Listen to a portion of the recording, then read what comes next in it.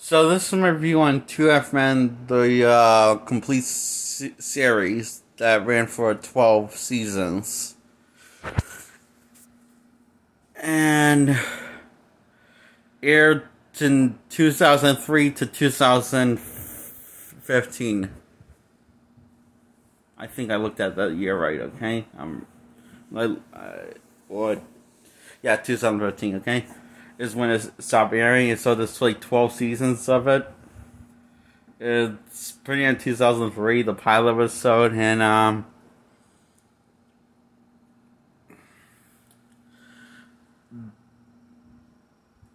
so honestly, this series is often a hit and miss. And I don't mean like I don't mean like the episode seasons, I don't mean like it's there's some seasons are good, some seasons are better than others. I mean the episodes themselves are often a hit or miss. As in, sometimes the episode will be really good, other times the episode will be kind of mediocre, and other times it'll be really crap. And yeah, so, honestly, I'm not really sure the title. This is one of the times I'm not really sure this is a good series or a bad series. But I'm going to have to make my call at the end of this video, what it is. So, the setup is like, Charlie's brother, played by Charlie Sheen, is sleeping with a girl in bed, when it's the end. And Alan, his brother, got divorced and got kicked out of his house, and now he's on his way to live with his brother until he gets back on his feet. Spoiler alert, he doesn't ever get back on his feet. In fact, he actually does kind of get back on his feet, but he doesn't really put the effort into getting back on his feet. In other words, what I'm trying to say, he's a freeloader. Alan ends up, yeah, so, yeah, yeah, and he's a leech. And, that's what the, role was. Alan's not just going through a tough time, but he's actually a leech. And leeching off his brother's wallet. So, this takes place every episode seems to take place in a weekend. The reason why how I know this is because Jake, Alan's biological son, only comes in the episodes on the weekends. So, in every episode before, well, in the last 2 or 3 seasons, Charlie gets killed off in the most tasteless way possible. And but I'll get to that. So it's revealed that it's several times in the series that Jake only spends time with his father on the weekends, and including with his Uncle Charlie at his beach house. Uncle Charlie's beach house. So,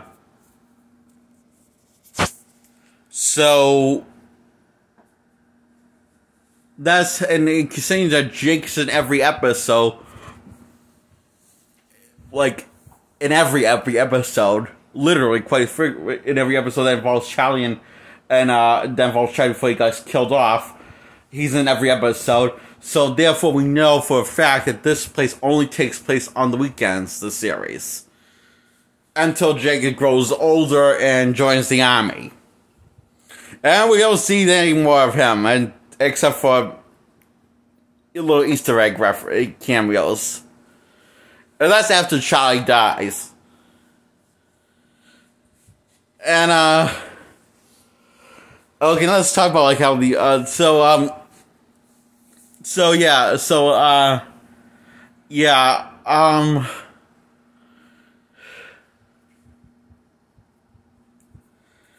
Uh, Jake, the cat who plays the guy who plays Jake is a good actor, and the writing is good for Jake's and Charlie Sheen's and Alan's, and also Uncle Charlie, and old plays by Charlie Sheen, and Rose, and also everyone in the cast has good comedic timing and good solid writing, character stuff for the development. Until some point in the series, the writing stops being good. See, it's right around some sort in the halfway in the third season, as if I recall, is when in between when we get halfway through season 3, that's when the show starts to drop off hill. It seems like the writers are putting off their creativity on autopilot. They're not giving a shit, and just hoping that the show will survive because the fans are stupid and they're right. And otherwise, they're not really putting effort into the writing anymore. They're just basically relying off of the hype train that is the title 2.5 Men. But when you get to after a certain point in the third season, lack of effort. When I say halfway through the season, I mean halfway through the season. After the halfway point for the season of season 3, that's when the writing seems with everything, community time, everything starts to feel like a watered down version of itself. And then in season 4, it starts to turn into a really generic Adam Sandler movie with this tone. And then sometimes it's a really bad Adam Sandler movie, it feels like at times, season 4. And then season 5, for some reason, comes in and you realize these shows just stop at season 4 and not renew this 5th season. And that's where the show overstays its welcome, at season 5. And there are 12 seasons in the show total. And, I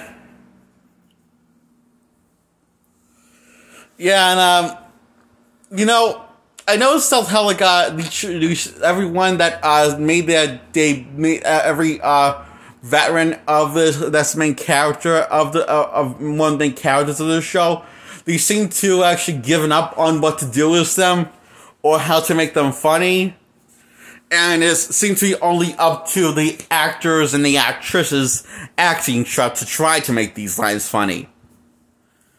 And bless their souls, they're trying, but it's, oh boy, there's only so much you can do. And except, I feel like, something after season 3 ends,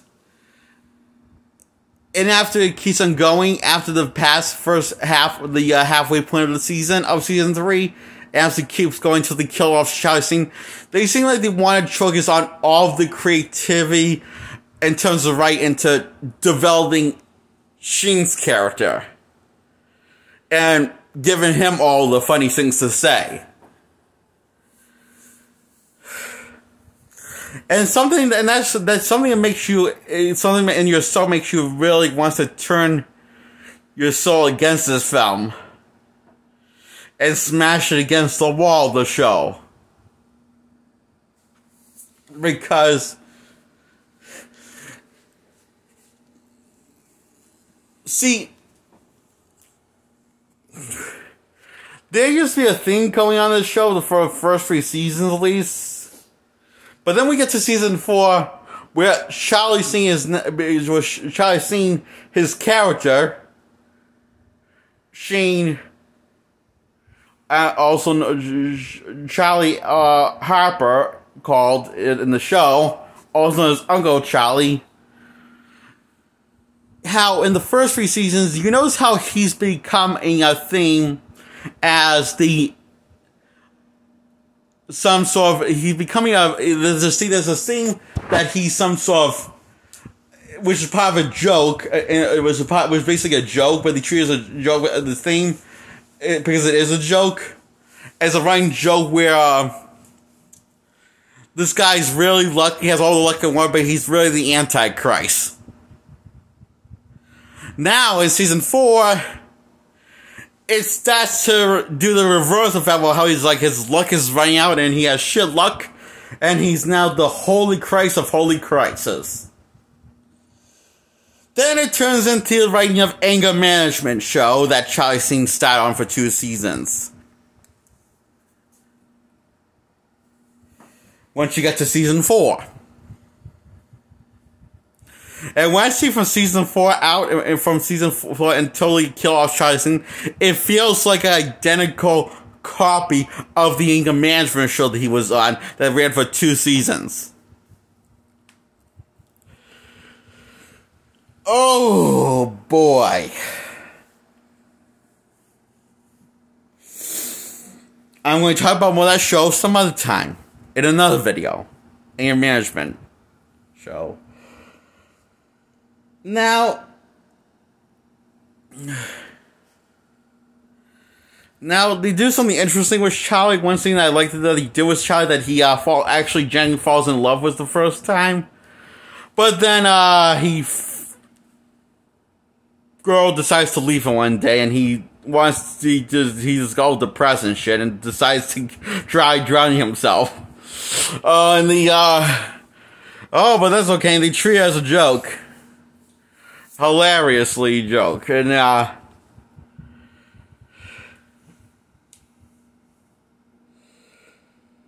this is after they try going with the arc of Saint, except for Charlie Sheen. This is after they try the. This is after he goes through an arc with accepting his age. That he's accepting he's not getting younger but getting older, and he just decides to basically grow old and proud and stop having a midlife crisis, which is creeping the shit out of everyone. And he decides to grow old in his way by going after older chicks. And because his brother Alan knew that that's what he needed to feel young again.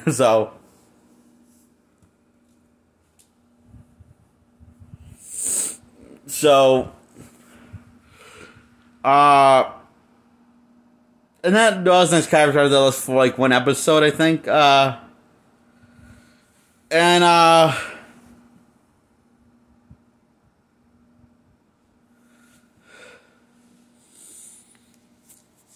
And that's as much as compliments I gotta give the show.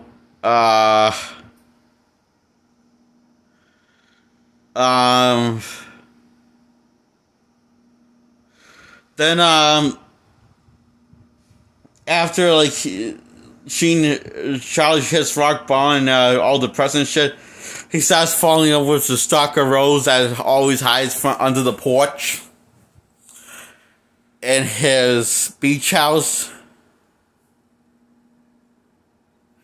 and falls in love with her and goes away together. And the next thing you know, he's in a coffin. And turns out Rose just confessed her sins in the house of God, and nobody rearrests her. And there's no police actually. For some reason, nobody arrests her or reports her to the police, because she says that, and everyone knows that she's guilty as fuck, that she murdered Charlie in the most playful laugh, and all the people that he has a one-night stand with or a small relationship with, bond with, basically everyone that he boned Charlie is basically at his wake and funeral, and they're saying all these really things about Charlie that this involve his dick. And Alan's the only one that's trying to make light of the situation and saying that he's a decent person. So then Rose says her piece and says that Charlie didn't sell her, and one day he's out of nowhere, he stepped in front of a moving train and he exploded like a balloon of meat, she says. and didn't suffer. Just explode like a balloon of meat. And she says it was a really disturbing smile on her face. Everyone knows, holy shit, she murdered someone. Everyone knows it. Everyone knows it in the church. So, that's when Alex Kutcher, who plays the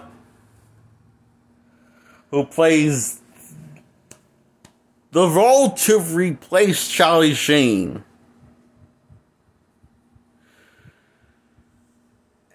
he tried to kill himself even though he's worth $1 billion.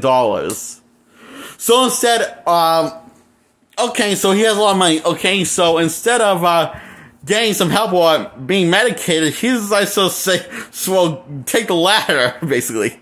So, but it's okay, it's all true for laughs and good humor. This stuff it's just a couple of laughs. So, he decides to buy the Charlie's Beast house, and now Alan sees that a gateway of opportunity for him to basically be back in the game and becoming a freeloader. Because he was trying to get Charlie's Beast house because he's a freeloader and a leech. A fucking leech. And now he's living under a different guy's property in the same beat house. And then things go back the way they were, except it's a different guy, Alex Kutcher instead of Charlie Sheen, you know? And they have a similar dynamic between those two, Alex Kutcher and Charlie Sheen, you know? Between Alan in the show. So, you would think that they would try something different, but no, they tried to do the same pattern they did with Charlie Sheen, except with Alan Kutcher. Except the difference is Alan Kutcher is, his character is written as a decent plan, a decent guy, and, who doesn't really drink that much. Or regularly. Sheen was the opposite, so... And you gotta keep in mind, this was, and it does, you know, no, so I guess this was, so I guess it's kind of like anti-Sheen now. Now, Sheen at this time, when Alex Kutcher came on, was having a bit of well, let's say, issues with his alcohol and drug abuse. Basically, and I guess this movie wanted to treat that as being... I guess this movie wanted to basically show you, do something that is not funny by shitting on Charlie Sheen's character, minding Charlie Harper character, played by Charlie Sheen. That's what becomes the often running joke throughout this series, that once Kutcher comes in, and then comparing him and saying how different he is from Sheen. And, well, they don't mention that he's a lot dumber than Sheen. Like, dumb. Like, dumber than Kelso on from that 70s show's dumb. That coincidence, as Kutcher was also on. This is the dumbest character he's ever played in cinema or on the small screen. On big screen and small. This is the dumbest role he's ever played. Like, this guy's dumb. You know, say what you will about Sheen's character, at least he grew intelligence slowly, but gradually out of the phone, had some intelligence when you first saw him in the pilot, and got smart, but this guy, he just gets dumber and dumber and dumber.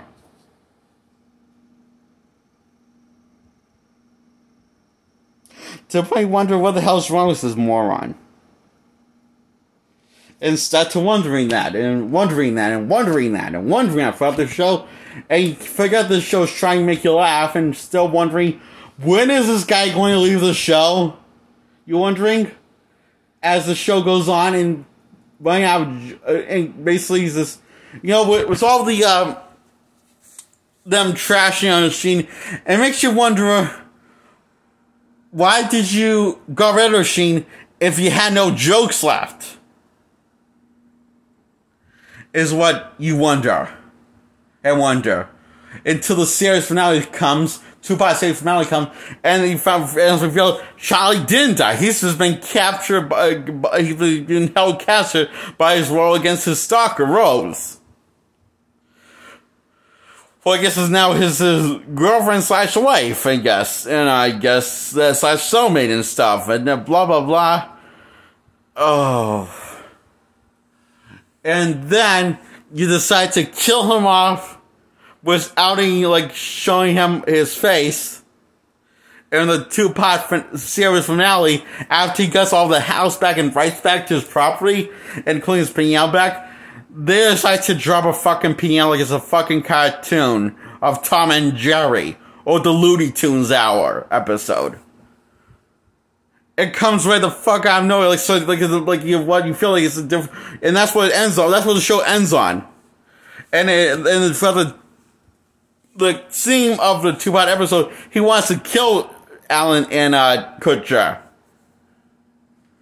because he's alive, and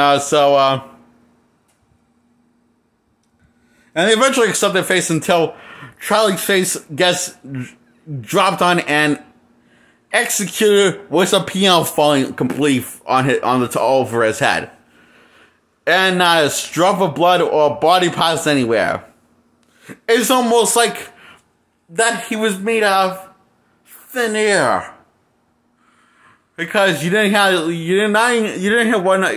didn't seem painful at all, that way to go. It just ends there. Oh, and Jake got married to an Asian girl and left the army and out of nowhere, and it just ends like that. And they just go on living while Charlie's now dead again, for real this time, I guess. And what a way to end your 12-season run, guys.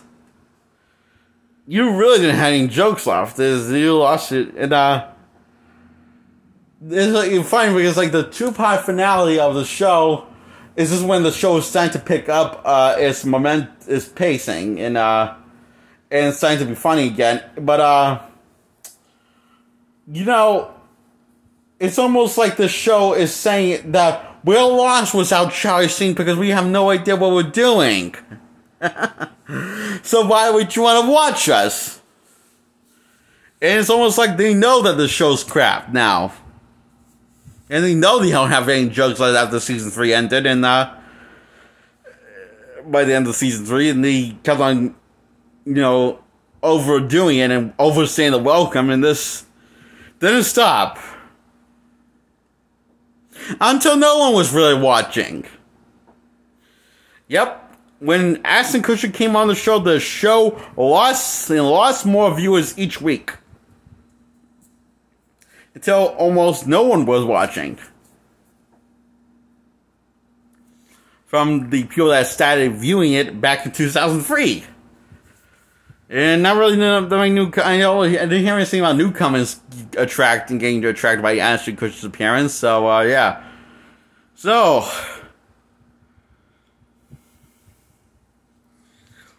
there's a lesson to be learned from this show. When you don't have any jokes or creativity left, when your main character exits the show, maybe, just maybe, you should cancel it.